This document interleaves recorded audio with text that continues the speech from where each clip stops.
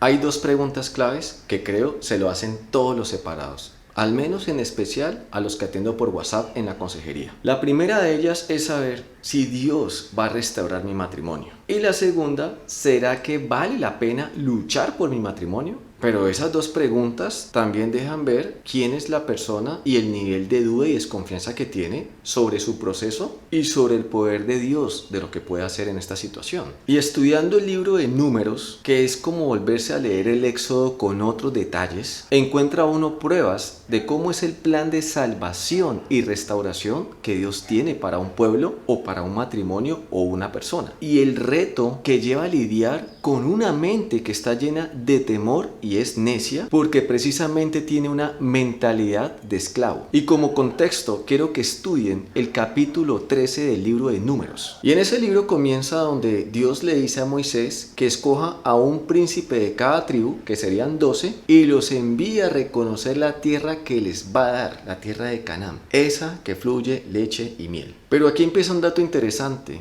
y es que Moisés los escoge y les da las pautas de lo que tienen que ir a investigar. Les dijo que miraran si los habitantes de esos otros pueblos eran fuertes o débiles, que mirara si esos pueblos eran pocos o numerosos, si la tierra se veía buena o mala, que mirara si las ciudades eran unos campamentos o unas plazas fortificadas, si el terreno era fértil o estéril. Entonces esos 12 hombres se van y hacen el recorrido por la tierra, y como muestra de ese paseo traen unos ramos de uvas que eran tan grandes que los tienen que llevar entre dos personas. Y llegaron contando que el pueblo que vivía allí era fuerte y grande, y que las ciudades eran fortificadas. Pero Caleb, que era un hombre de guerra, les dijo: cállense, y más vale planeemos cómo subir pronto. Tomemos posesión de ellas, porque más podemos nosotros que ellos. Pero esos otros 10 dijeron: no, nosotros no podemos subir porque ellos son más fuertes que nosotros, más numerosos. La tierra por donde pasamos es una tierra donde se traga a sus moradores. Y todo el pueblo que vimos allí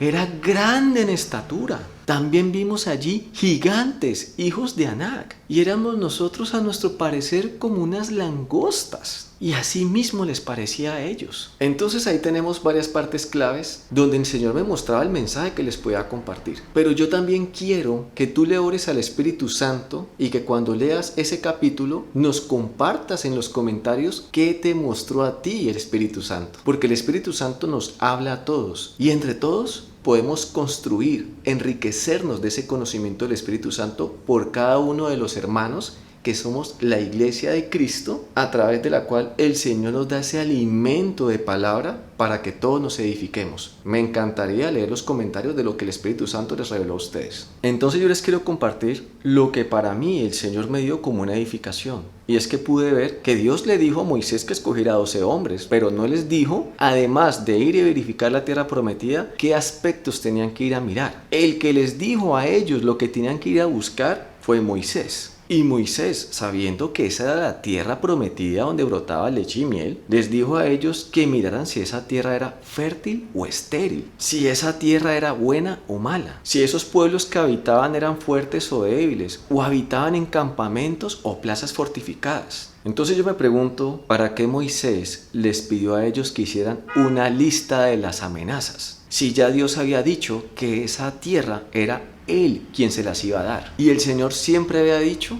que esa era una tierra donde brotaba leche y miel. ¿Qué más se debía confirmar o saber de esto? Si era palabra de Dios, y Dios no miente. Entonces veamos que Dios nos da instrucciones claras, exactas, pero a veces como hombres le aportamos la manera de hacerlas. Y cuando a un plan de Dios le sumamos nuestras debilidades, seguro que no vamos a poder creer lo que Dios dijo que iba a hacer, pues no estamos viendo las circunstancias desde el punto de vista de Dios, sino desde nuestro punto de vista terrenal. Entonces tengamos en cuenta que estos 12 hombres que fueron eran príncipes. Los príncipes son cómodos, están acostumbrados a que les sirvan. Ellos están llenos de privilegios que los lleva a ser los que menos esfuerzo tienen que hacer en un reino. Y efectivamente ellos llegaron trayendo noticias más malas que buenas, porque es que todo lo vieron desde el punto de vista de ellos, no es desde el punto de vista de Dios. El punto de vista del Dios de lo imposible, sino desde la mente limitada y cobarde de un esclavo. Pero Caleb, que era un soldado, un guerrero, podía ver el potencial militar que era Jehová de los ejércitos. Caleb era testigo de lo que Dios le había hecho a los egipcios y tenía la convicción de que Dios estaba con ellos. Por eso es que cuando los lamentos de estos hombres estaban convenciendo al pueblo de que no lo podían tomar, Caleb los interrumpió a ellos diciéndoles: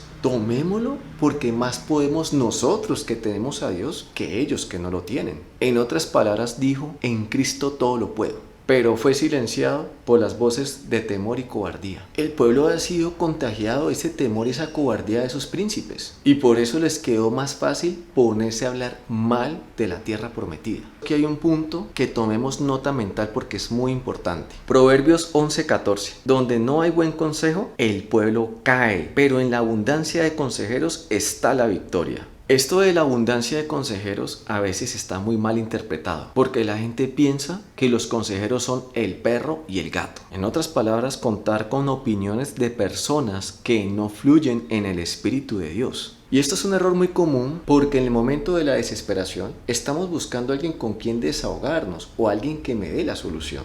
Y ahí es cuando nos topamos con muchas personas que no van a ser parte de la solución. Por ejemplo, en las redes me encuentro mucho los comentarios o consejos de la persona que fracasó en su matrimonio y está amargado. A este siempre le parece que es más fácil no luchar, abandonar, dejar, divorciarse. Pero también están los consejos de los religiosos que no han logrado que su pareja vuelva, entonces dan consejos de cómo obligarlo. Tuercen todos los versículos para que suene favorable y como que Dios tiene y debe restaurar mi matrimonio. Y ambas posturas son equivocadas, porque ambas pueden estar fuera de la voluntad de Dios y de los tiempos perfectos. Y ese fue un error de los israelitas. En vez de ponerse a buscar el consejo de Dios, se pusieron fue a tener en cuenta lo que opinaban unos príncipes. La mentalidad de un príncipe es muy cómoda. Ellos prefieren quedarse con lo que tienen que luchar por algo que pueda arriesgar sus posesiones o sus privilegios. Y así mismo funciona algunas mentes de esposos que están separados, que tienen miedo de soltar su matrimonio o su esposo en las manos de Dios. Ellos están luchando por recuperar ese mal matrimonio que en vez de permitir que Dios haga lo que tenga que hacer. Y Dios no busca juntar de nuevo el matrimonio con dos personas que ambas están rotas, sino que Él busca hacer un matrimonio que sea testimonio de su poder y su gloria. Y esto jamás se va a poder lograr con la mentalidad de las mismas personas que destruyeron el matrimonio, sino con mentes renovadas que tengan el valor de luchar y tomar las promesas de Dios. Por esto es que Dios primero necesita hacer una restauración espiritual para que puedan creer que Dios todo lo puede. Y necesita hacer una restauración personal para sanar las heridas, renovar una mente para que sepa cómo reclamar una promesa y defenderla. Cómo defendernos espiritualmente de todos los ataques que Satanás va a hacer día y noche para volver a separarnos de nuestro matrimonio. Una mente temerosa que no confía en Dios es una puerta abierta por donde Satanás entra y se roba lo que Dios da. Es en el temor que Satanás es exitoso con todas sus mentiras. Por eso es que hoy una mente que no es capaz de amar a Dios sobre todas las cosas es esclava del pecado. Y por esto los príncipes se miraban tanto a sí mismos que por eso transmitían ese punto de vista al pueblo. También vimos allí gigantes hijos de Anak, raza de los gigantes. Éramos nosotros, a nuestro parecer, como langostas, así les parecíamos a ellos. La mentalidad de un esclavo es incapaz de soñar con la libertad. El cobarde prefiere verse indefenso y que le tengan lástima, por miedo a tener un poco de valor, a romper esas cadenas que lo oprimen. Y por esto mismo es que a la falta de intimidad con Dios, la gente me pregunta: ¿será que vale la pena luchar por mi matrimonio?